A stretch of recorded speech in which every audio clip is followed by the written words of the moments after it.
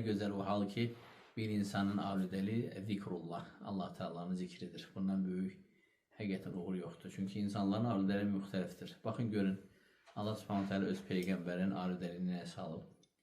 Yəni, Allahı zikr etməyə. O, qeyri səfərdəykən heç bir zaman zöhrün ilk sünnətini buraxmazdı. Onu 4 rəkət qılardı. Burada bir balaca başqa da bir fayda var. Bəzi qardaşlarımız duha namazına abidədir. Görürsən ki, heç bir zaman tərk eləmir. Həmin qardaşlara fuqahanın görüşünü xatırladıram ki, duha namazı o namaz deyil ki, o namaza abidə olmaq olar. O namazı hərdən qılıb, hərdən tərk eləmək sünnət sayılır. O namazın da, duhanın da isimlərindən də biri bir gündən bir namazı. Bir gündən bir namazı. Ayşə anamız sünəndə gələn hədislərdə Nəşux Allah Nəbisi sallallahu aleyhi ve sellem hərdən duhanı tərk edərdi. Göstərir ki, duhanı hərdən qılardı, hərdən qılmazdı.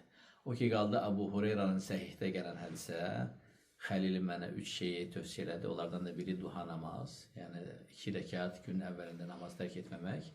O demək deyil ki, yəni onu hər gün qılmaq. Tərk etməmək, yəni davamlı olmaq.